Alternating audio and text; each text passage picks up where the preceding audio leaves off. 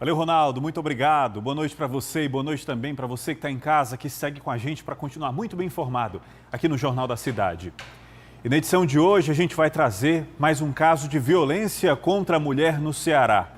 Uma jovem divulgou nas redes sociais as marcas deixadas por uma tentativa de estupro. São essas imagens que você está vendo. São hematomas em todo o corpo, resultado de uma violência desproporcional.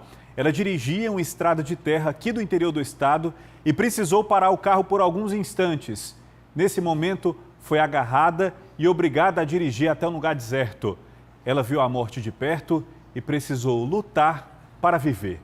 Mais detalhes desse caso e a entrevista com essa jovem contando tudo que ela viveu nesses momentos de terror, você confere ainda hoje no Jornal da Cidade. Veja outros destaques da edição de hoje.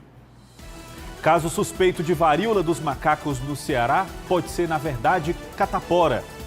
Posto de saúde de Fortaleza, que há um ano fechou para reforma, até agora não foi reformado e continua sem atendimento. Se você perdeu o prazo para acertar as contas com o Leão, vai saber como deve declarar agora o seu imposto de renda. Vídeos de câmeras de segurança mostram a briga que terminou com a morte de um surfista no bairro Varjota. E ainda, como a chuva da manhã revelou problemas no Papicu, na BR-116 e em Aquiraz. Fique com a gente, o Jornal da Cidade já está no ar.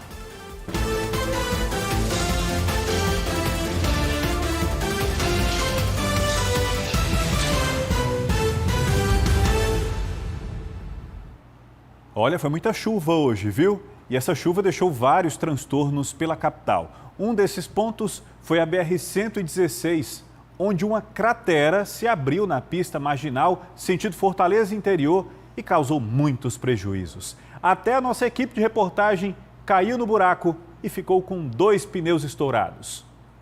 3 motos e 3 carros com pneus rasgados. Este foi o prejuízo deixado por esta cratera, que estava encoberta pelas águas da chuva na manhã desta quarta-feira.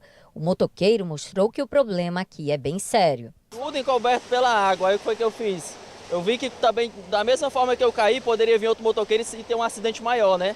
Aí eu resolvi sinalizar lá, né, para não acontecer algo trágico com algum cidadão. Esse buraco, ele está localizado bem na frente da parada de ônibus. E ele é um buraco realmente muito profundo. Na manhã desta quarta-feira, com as fortes chuvas, toda essa pista que vocês estão vendo, ela estava completamente encoberta por água. E aí a situação desse buraco, ela é tão grave que acabou trazendo transtorno para várias pessoas. Vamos contar aqui. Lá a gente tem um motoqueiro parado, que foi o que sinalizou o buraco. Bem aqui a gente tem uma moto, 2 motocicletas, mais um veículo pequeno, que ao cair no buraco também acabou tendo prejuízo. O senhor teve que pedir para trazer um pneu reserva? Isso. Exatamente. Ó, a situação que ele está relatando de furar os 2 pneus é a mesma situação pelo qual outros motoristas estão passando. Quer dizer, é um buraco realmente bem profundo. Dentro dessa situação, nem mesmo o carro da nossa reportagem escapou. A gente caiu, os 2 pneus ficaram furados e quando a gente conseguiu encostar, um outro veículo, modelo Onix, também estava passando pelo mesmo problema. Quer dizer, são pelo menos 2 motos e 3 carros que na manhã de hoje foram prejudicadas com essa cratera. Isso só na manhã de hoje, né? Ninguém escapa das buraqueiras dessa cidade. O DENIT não enviou nota sobre esse problema na BR-116. Prejuízo também para o motorista de um caminhão que ficou preso em um enorme buraco que se abriu no bairro Papicu. Os moradores da área afirmam que não é a primeira vez que uma cratera tão grande se abre assim no local. O trânsito no cruzamento das ruas Lauro Nogueira e Júlio Azevedo foi interrompido depois que uma cratera se abriu na hora que seu Matias passava com o reboque. Entrei nessa rua, de repente baixou de uma vez. Aí eu me toquei, eu disse, pode ser. Eu imagino isso daqui, que eu vejo sempre isso acontecer, né? E aí agilizei rápido porque senão tinha engolido o caminhão. O caminhão reboque que ele dirigia ficou com a parte da frente dentro do buraco. Em outros pontos, era possível ver o asfalto ceder. Foi necessário um guincho para retirar o caminhão. Agentes da AMC sinalizaram o local e tiveram que desviar o trânsito. Moradores afirmam que em 3 anos essa é a segunda cratera que se abre nesse cruzamento. Da outra vez, algumas casas ficaram com a estrutura ameaçada. Essa galeria está podre, ela está toda oca, toda podre. Então esse buraco, certo, aconteceu uma vez, vai acontecer de novo, porque eles fazem um trabalho que não é o correto, tem que ser trocada toda a galeria. KGS e Secretaria da Gestão Regional enviaram equipes para tampar o buraco. Vamos ver então como é que está agora a situação por lá com Ana Flávia Bezerra. Boa noite, Ana. Estou vendo que tem muita gente, muita areia. Afinal, já taparam um buraco? Tem alguma previsão para o trânsito no local ser totalmente liberado?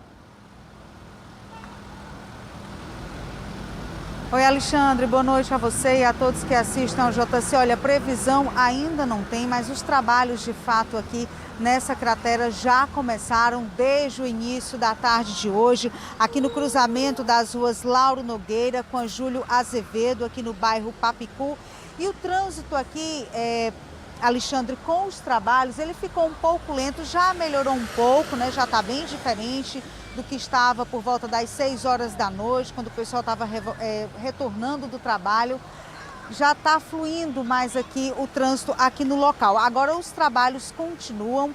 Nesse momento estão apenas os homens, né, os trabalhadores ali trabalhando nesta cratera. Tinha até pouco tempo aqui uma retroescavadeira que também auxiliava no trabalho. É um trabalho conjunto, né, da máquina juntamente com esses homens que fazem de fato um trabalho braçal. Eles estão retirando toda a areia que você vê aqui do lado de fora, eles já retiraram de dentro dessa cratera. Como se trata de um buraco muito grande, os trabalhos devem ainda durar quase toda essa semana. Eu volto com você, Alexandre. Ok, Ana, obrigado pelas informações. Então, quem tinha esse local aí como rota, é bom evitar porque o trânsito por lá ainda está complicado. E a chuva também cobriu por completo uma passagem molhada na cidade de Aquiraz, na região metropolitana de Fortaleza. Até caminhões passaram com dificuldade, arriscando cair na água. Por isso, tem morador com medo até de trabalhar. A chuva que caiu durante toda a madrugada e manhã deixou a paisagem bonita, mas dificultou a travessia dos motoristas na passagem que liga a localidade de Lagoa das Canas a Telhas, no município de Aquiraz. Motocicletas e até veículos grandes enfrentaram dificuldade para passar. Lucas mora há 4 anos na localidade e diz que acidentes já aconteceram no local. Felizmente caiu, um rapaz de moto caiu aqui. Certo? Ele entrou por uma boba, que é daqueles anéis que ficam debaixo da ponte, e infelizmente quebrou o braço. O vigia Antônio disse que não foi trabalhar por medo de passar por aqui. Tá cheio, não é ruim de passar aí, tem medo. Não está indo trabalhar esses últimos dias? Olhar para ver se tava melhor para mim hoje, mas parece que não vai dar não. Outro problema enfrentado pela população é a estrada. Da CE 040 à localidade são mais de 15 quilômetros de uma estrada carroçável cheia de lama. Segundo os moradores, essa passagem existe há mais de 13 anos e nunca passou por uma manutenção. A população espera que, após as chuvas, seja realizada a obra para a construção de uma ponte, para facilitar a travessia dos moradores. As outras que não enfrentam isso aqui faz o rodeio, né? Que é o rodeio pegando Aquiraz, Eusébio, até chegar na Telha Camará. Isso todo santo dia.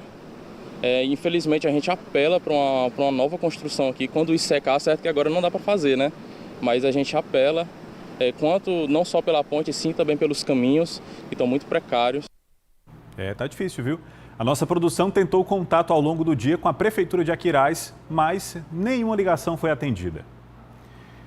E a polícia identificou o motociclista suspeito de atropelar e matar um menino de 3 anos em Juazeiro do Norte, no Cariri. A criança estava brincando e o homem fugiu sem prestar socorro. Hugo de Leon, boa noite. Olá, boa noite, Alexandre. Boa noite para todo mundo. 8 dias após o atropelamento que resultou na morte do pequeno Diego Otaviano Barros Ferreira, o condutor da motocicleta que causou o acidente se apresentou na delegacia de Juazeiro do Norte. O homem, que não teve o nome divulgado, foi ouvido e liberado em seguida. De acordo com a Secretaria da Segurança Pública, como não havia situação de flagrante, ele irá responder em liberdade. O inquérito policial foi aberto e apura as circunstâncias do acidente. Familiares da vítima usaram redes sociais para lamentar o fato e também pedir justiça e também expressar o sentimento de impunidade.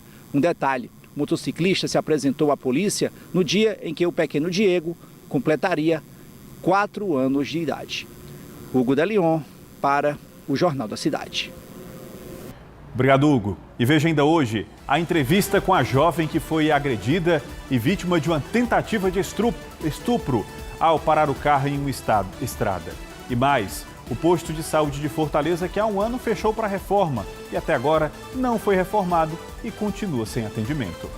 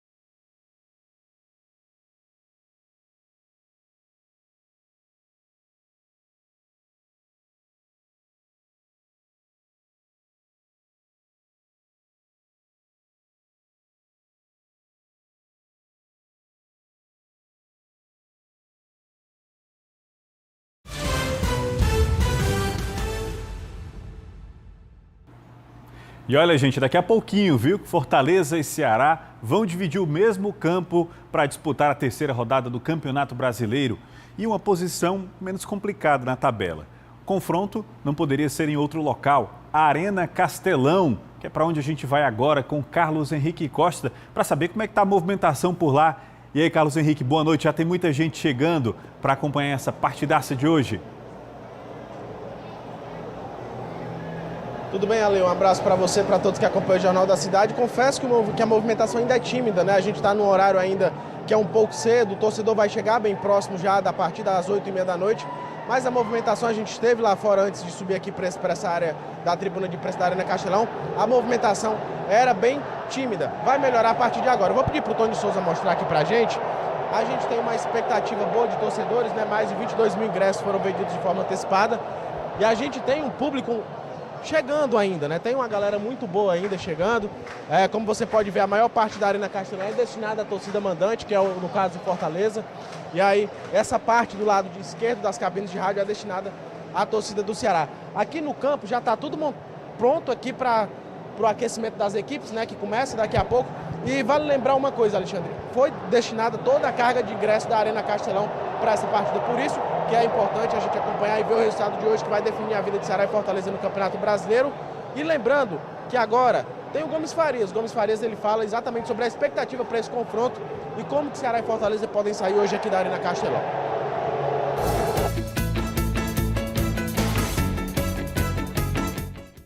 Olá, Bianca, boa noite Alexandre. Meus amigos, eu não me canso de elogiar o nosso futebol. Não estou querendo ser agradável, não. Estou dizendo uma realidade. Nosso futebol vive um momento auspicioso. Esta é que é a grande realidade. Menos no quesito classificação, né? Pelo amor de Deus. Mas eu tenho quase convicção de que a posição que o Fortaleza ocupa não é a posição para o Fortaleza, nem a do Ceará também. Merecemos muito melhor do que aquilo. Merecemos uma classificação muito melhor pelo futebol desenvolvido até agora. É uma realidade. Por que nós só estamos bem na competição internacional? Temos que estar na nacional também.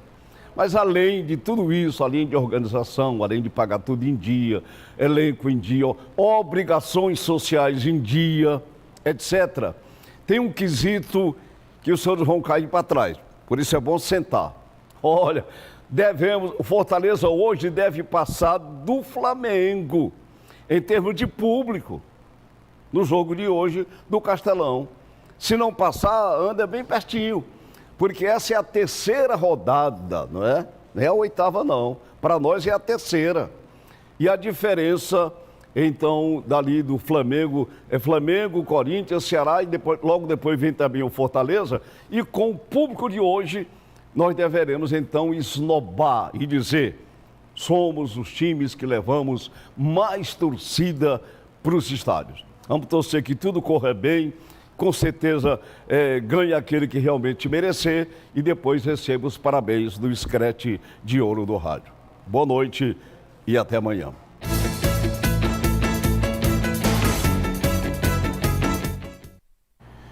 E 2 postos de saúde de Fortaleza estão sem atendimentos por causa de reformas. Em um deles, até há trabalhadores, mas no outro, a obra anunciada há quase um ano sequer começou. A Paula chegou ao Centro de Saúde Meireles procurando atendimento, mas descobriu que a unidade está em reforma. Não havia nenhuma movimentação. Semana passada estive aqui para perguntar da vacina da gripe, tanto para mim quanto para minha funcionária. E o que eu fui informada aqui é que o posto está fechado desde dia 2 de agosto. Este outro paciente estava buscando a terceira dose contra a Covid e criticou a suspensão do atendimento neste período. O que eu acho estranho é a pessoa, em plena uma pandemia, você se preocupar com reforma, sendo que isso aqui é um posto que a gente não via grande questões de reforma, dificuldade de acesso. A Secretaria Estadual de Saúde informou que após a reforma, aqui será um centro de especialidades pediátricas. E a expectativa é que o centro realize mais de 10 mil consultas por mês. Mas para isso, a reforma precisa pelo menos começar. Já faz quase um ano que o posto foi fechado e todos os atendimentos acabaram remanejados para outros locais. Esta unidade na comunidade Serviluz também está fechada e até encontramos trabalhadores por aqui, mas a população aguarda a conclusão do serviço há quase um ano e meio. É uma vergonha, um descaso com a gente. Aí eles querem o quê? Eles queriam que a gente ia reformar o posto na época da Convida, que eles chamam medonho. Não queria aglomeração. O que eles fazem? Eles tiram o posto daqui, botam lá em cima do São Nogueira, 2 populações imensas num posto só. Será que tem aglomeração? Quer dizer, é difícil. Este é o posto mais próximo para a Dona Hilda. Agora, ela precisa fazer um longo percurso até outra unidade para conseguir uma consulta. É um sufoco para ir para lá, né? Porque eu tenho que pegar transporte aqui, descer naquela parada do Flávio Marcílio, e esperar o Meireles, que é 40 minutos, 50 às vezes até 1 hora. É um sacrifício para uma pessoa doente que nem eu para ir para lá. A Secretaria da Gestão Regional informou que as obras do posto Célio Brasil Girão devem ser concluídas no final de julho. Sobre o atendimento, a Secretaria Municipal de Saúde informou que durante a reforma, a população recebe assistência no posto Sandra Nogueira, no bairro Vicente Pinzon. A Regional 2 tem ainda outros 10 postos que funcionam de 7 da manhã às 7 da noite, de segunda a sexta-feira. E por causa do anúncio da demolição do Gonzaguinha de Messejana, os servidores do hospital e também moradores do bairro realizaram uma manifestação na manhã de hoje. Depois do fechamento do Frotinha de Messejana, a Prefeitura de Fortaleza anunciou a desativação do Hospital Distrital Gonzaga Mota. Os servidores fizeram, nesta quarta-feira, um protesto em frente à unidade. Eles alegam que a medida não foi discutida com os funcionários e um dos prejuízos vai ser o remanejamento ou provável demissão de alguns servidores. Da noite para o dia, a secretária de Saúde mandou uma equipe dizendo que o prefeito tinha determinado que esse hospital ia ser demolido, como se esse equipamento não fosse um equipamento vivo, como se esse equipamento não estivesse em funcionamento. Essa experiência já foi vivida com o Frotinha de Messejana. Os servidores são jogados, se quer ter o direito de escolher uma unidade mais próxima, porque na cabeça, no pensamento do governo, tem que atender o serviço e deixa os servidores sequer sem essa opção. Para o bairro Messejana, o impacto também seria grande. Este barbeiro nasceu no Gonzaguinha e teme que os moradores fiquem sem atendimento médico. Hoje o que nós queremos é que venha mais e mais saúde e não cortar, porque essa comunidade do Grande São Miguel que se encontra aqui ao lado sofre. 30 dias. Esse é o prazo que foi dado para que o Gonzaguinha continue funcionando. Depois disso, o prédio vai ser completamente desabitado. Não vai haver mais nenhum funcionário aqui e o edifício vai ser demolido para a construção de um novo hospital. Esta promotora de justiça afirma que o Ministério Público já tinha exigido o remanejamento dos leitos e funcionários da UTI neonatal do Gonzaguinha. A medida veio depois da crise no Hospital Maternidade Assis Chateaubriand, onde bebês foram acometidos por uma infecção. Ela explica que, em vez de 4 leitos, haverá espaço para 10, o que melhora o sistema. E confirma que o Gonzaguinha tem problemas estruturais sérios. Nós já constatamos que as condições estruturais, inclusive parte elétrica de lá, está péssima, né? As condições estão muito precárias. Realmente tem que passar por uma ampla reforma. Por conta disso, ele está funcionando bem abaixo da capacidade dele, por conta dessas condições físicas e estruturais. E é um equipamento muito importante que ele realmente tem que funcionar dentro da capacidade dele. E vídeos de câmeras de segurança mostram a briga que terminou com a morte de um surfista, domingo, no bairro Vajota, em Fortaleza. O homem de camisa branca está com uma mulher dentro do carro e conversa com uma pessoa do lado de fora. Em seguida, um homem de blusa azul chega, abre a porta do lado da passageira e entra em luta corporal com um surfista de blusa roxa, enquanto outra mulher tenta conter a briga. Ainda dentro do carro, o motorista puxa uma arma e aponta para os dois que saem correndo. Neste momento, surge um terceiro homem de blusa preta, que corre com o surfista. O condutor, então, abre a porta com a arma na mão e, ao lado do de blusa azul, persegue a dupla. O surfista se esconde atrás de outro veículo estacionado e a dupla volta em direção ao carro, falando com o manobrista mais uma vez, antes de fugir do local.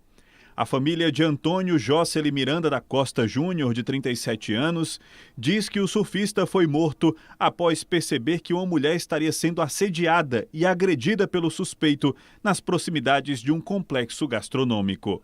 A polícia informou que seguem diligências oitivas investigando o caso. E em Acaraú, no norte, um ciclista foi atropelado e morto por um ônibus escolar. As informações com Jonas Deisson. Nas imagens de vídeo monitoramento de uma câmera de uma loja que fica próximo ao local do acidente, o sinal estava fechado e ao abrir, o ônibus entra em uma rua e o motorista não percebe que ao lado dele há um ciclista que seguia em linha reta na avenida. O motorista atropela o ciclista e avança arrastando a vítima por alguns metros. O homem teve a cabeça esmagada pelo veículo e o corpo ficou embaixo do ônibus. Após a chegada da perícia forense de Itapipoca, populares que estavam no local do acidente tentaram apedrejar o veículo e foram contidos pelos policiais militares que chegaram a atirar para o alto para conter os manifestantes. Em nota, a SSPDS informou que o caso foi registrado na Delegacia Regional de Acaraú, que ficará à frente das investigações. Em uma nota explicativa, a secretária municipal de Acaraú, Maria Eliane Maciel, se reservou em dizer que o transporte escolar de estudantes da rede pública municipal de ensino é de responsabilidade de uma empresa terceirizada. Em instantes, técnico de informática é indiciado por extorsão contra cerca de 3.000 mulheres. E ainda hoje, a entrevista com a jovem que foi agredida e vítima de tentativa de estupro ao parar o carro em uma estrada.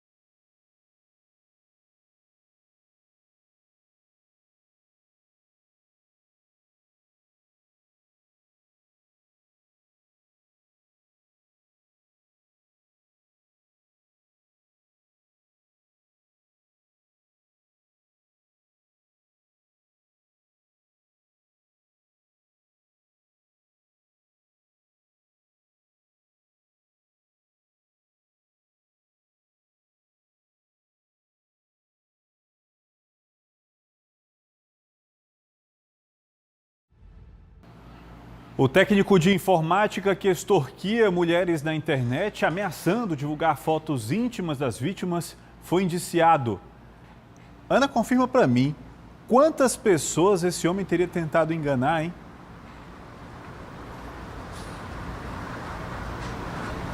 Olha, Alexandre, parece um número absurdo, viu? Mas a polícia confirmou que foram cerca de 3.000 pessoas em vários estados brasileiros, 3.000 mulheres que eram torturadas por este técnico de informática, da pior forma possível. Ele torturava de forma psicológica, com extorsões e também com ameaças. Ele dizia que se essas mulheres elas não enviassem para ele depósitos depósitos, né, fizessem depósitos bancários para ele, ele iria divulgar fotos íntimas delas nas redes sociais. E por que a polícia, né, não chegava logo a este homem através do celular dele, não rastreava o número dele? Porque ele, como técnico de informática, o que ele fazia? Ele utilizava os celulares dos clientes para poder entrar em contato com essas mulheres. Ele criou, de acordo com a polícia, aí, mais de 30 perfis falsos, né? E era assim que ele entrava em contato com elas pela internet. E agora ele está preso e à disposição da justiça. Eu volto com você, Alexandre. E que permaneça preso durante um bom tempo, não é isso, Ana? Muito obrigado pelas informações. E olha, gente, uma mulher denunciou nas redes sociais que foi agredida e vítima de uma tentativa de estupro. Isso aconteceu na CE 329, entre as cidades de Ipu e Pires Ferreira, ali na região da Ibiapaba. Janária Lívia precisou parar o carro por alguns instantes e foi atacada por um homem. Ela teve as roupas rasgadas e o corpo coberto de hematomas, resultado da luta que precisou travar para se manter viva. Confira agora o forte relato dessa mulher. Estava saindo de Ipu para Pires Ferreira, que é onde eu trabalho, e nesse meio tempo acabei parando num local que é conhecido como Fazenda Refrigério, porque eu tinha sentido um forte cheiro de fumaça. No único momento que eu baixei para destravar o capô do carro, quando eu levantei eu já fui abordada por um cara, né? Já foi abraçada por trás. Quando ele me abordou aqui, a intenção foi olhar para o lado e ver se eu reconhecia quem era. E aí foi quando eu fui atingida no olho, né? Ele só me empurrou para dentro do carro, passou por cima de mim para ficar abaixado no banco do passageiro e pediu que eu dirigisse e não olhasse para ele em nenhum momento, porque senão ele me matava. E aí eu fiz esse percurso dirigindo, ainda dei jogo de luz para alguns carros, porém ele viu e me disse que tinha visto e que eu não fizesse absolutamente nada, que eu só fizesse o que ele estava mandando, né? Então eu segui. Quando chegou ali, depois do posto do Olheiros, ele pediu para que eu virasse à direita, que é sentido Delmiro Gouveia, e a primeira estrada de terra, ao lado direito, ele pediu para eu entrar, e aí ele já pediu para parar. E quando eu parei, foi quando começou a briga física, né? Que foi no momento que eu vi que iria resultar em um estupro, então foi o momento que eu reagi. E aí começou a briga corporal, tive as partes aqui das pernas da calça rasgadas, blusa rasgada, um cordão que eu sempre uso de Nossa Senhora Aparecida também foi quebrado nesse momento. Quando eu finalmente consegui sair do carro, eu desci um alto que tem, desci correndo e ele conseguiu ainda me encontrar, né? E aí foi um momento que ele só me jogou no chão e pediu para que eu sentasse lá na terra mesmo, baixasse a cabeça, fechasse os olhos e tampasse os ouvidos. Diante desse pedido, a única coisa que eu imaginei é que eu iria levar um tiro, né? Que seria o momento ali realmente de morrer. E eu fiz tudo que ele pediu, né? E quando eu abri os olhos, depois de ver que não teve nenhum movimento, que não tinha nenhum barulho, foi quando eu vi que ele não estava mais lá. Aí eu estava muito tonta, acho que pelas batidas também, né? Eu levei uma pancada também aqui atrás na cabeça, então eu estava assim muito zonza. E aí eu subi o alto, tentando chegar de volta no carro, vi que ele não estava mais, olhei dentro do carro, ele também não estava, vi logo que ele tinha rasgado os 2 pneus da frente do meu carro. E aí foi a hora que eu entrei dentro do carro e só me tranquei. Depois disso, ela conta que conseguiu pedir socorro a familiares. Fez exame de corpo de delito, foi à polícia, onde registrou um boletim de ocorrência e passou todas as informações ao delegado. A jovem disse que não lembra bem das características físicas do agressor devido às ameaças e ao trauma, mas acredita se tratar de um homem mais velho. O Jornal da Cidade vai continuar acompanhando esse caso. E um homem fugiu do 10º Distrito Policial no bairro Antônio Bezerra, em Fortaleza. Mara Rodrigues. De acordo com as primeiras informações extraoficiais, Ele teria sido preso em flagrante por furto a um condomínio. Ele foi conduzido aqui para o 10º distrito, só que conseguiu escapar. As equipes da Polícia Civil aqui do 10º DP estão em diligências na tentativa de recapturar esse homem. E o caso suspeito de varíola dos macacos em um morador de Fortaleza, segundo a Secretaria da Saúde do Ceará, deve ser descartado. A principal hipótese é que o paciente esteja com catapora.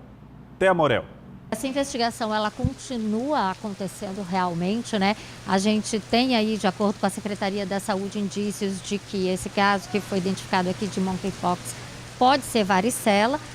No entanto, ainda se precisa realmente esperar a confirmação dos exames. A gente está aqui no Hospital São José para tirar dúvidas das pessoas que ouviram falar que realmente a varíola dos macacos poderia estar aqui no Ceará, poderia estar aqui em Fortaleza, e até para a gente levar mais informação, né, para a população. E dentro desse Tira Dúvidas, eu vou contar aqui com o apoio da doutora Cristiane Taqueda, que é infectologista do Hospital São José e que vai esclarecer alguns pontos para a gente. Que sintomas são esses que são associados à chamada varíola dos macacos?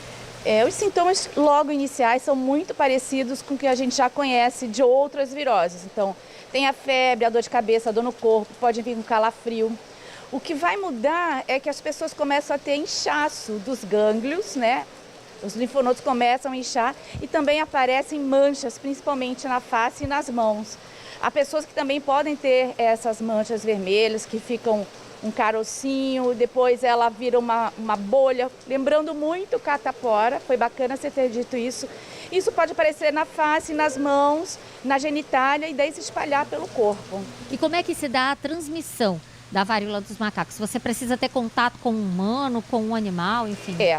Na África é bem descrito o contato com animais, né, que estão contaminados ou na caça, eles acabam tendo contato.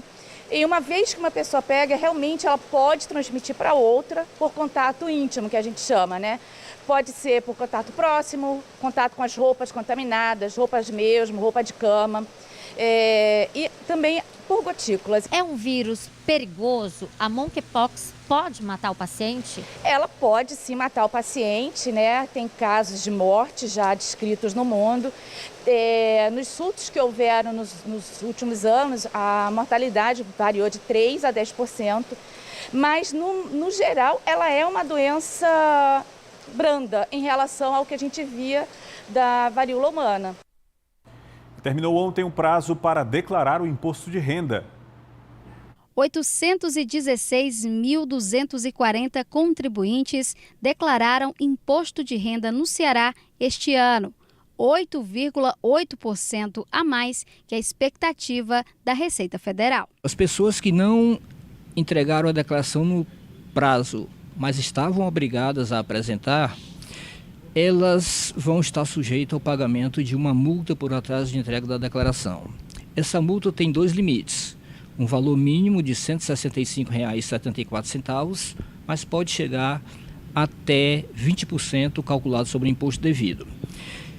Além disso, enquanto ela não regularizar entregando a declaração fora do prazo, o CPF dela pode ficar irregular no cadastro da Receita Federal. Além disso, quem não acerta as contas com a Receita Federal fica impedido de tirar passaporte e até de pedir empréstimos. Com o CPF irregular, várias operações onde o CPF é solicitado, como empréstimo bancário ou outras operações bancárias, crediário, entre outras, elas vão ficar impedidas de praticar. E, portanto, para regularizar novamente a situação do CPF dela junto à Receita Federal, só com a entrega da declaração. Para não chegar nessa situação, é bom fazer igual ao Fernando. Ele sempre presta contas com o Leão com antecedência. Compensa você ter em mente isso aí, principalmente com essas, vamos chamar de folga que o governo está dando, de dar uns adiamentos para a gente. Então, é um processo que eu considero relativamente tranquilo, mas porque já estou acostumado, isso já está na minha agenda. A orientação para quem declarou ou não é acompanhar o processo no Centro de Atendimento ao Contribuinte, o ECAC. No site da Receita Federal, faz uma senha e um código de acesso e através desse sistema ela pode consultar o seu extrato de processamento da declaração. Em Juazeiro do Norte, no Cariri, a Feira de Fogos está de volta. Logo que soube que a Feira de Fogos estava funcionando, Maria de Fátima não perdeu tempo. Ela e a filha vieram até Juazeiro do Norte para comprar os artefatos. Viemos comprar bomba para vender em Barbalha. No primeiro dia de feira, o movimento foi tranquilo. Muitos permissionários ainda organizavam as barracas, mas a expectativa é de boas vendas após 2 anos de prejuízos por causa da pandemia. Foi 2 anos perdido, momento de pandemia, a expectativa está grande, viu? Para a gente tirar esse prejuízo que foi grande. Geralmente, a Feira de Fogos funciona durante os 30 dias de junho aqui no Parque Ecológico das Timbaúbas. Mas neste ano, o espaço volta a funcionar no mês de novembro, durante a Copa do Mundo. Para a feira ser instalada, a Secretaria de Meio Ambiente e os permissionários tiveram que se adequar a uma série de normas exigidas pelo Corpo de Bombeiros. Fizemos um projeto, apresentamos ao Corpo de Bombeiro e eles vieram e nos fizeram uma vistoria. E hoje nós temos, está sendo a primeira feira promovida pela Semasp, que tem o certificado de conformidade com o Corpo de Bombeiro. Entre as regras estão o distanciamento entre barracas e o uso de extintores. Tem que ter um distanciamento, tem que ter iluminação de emergência, não pode ter energia elétrica, tem que ter extintores, as pessoas tem que ter uma brigada preparada também. Então, todos esses requisitos, por exemplo, a Feira de Fogos do Juazeiro hoje é a única da região que está atendendo. Boa noite, até amanhã.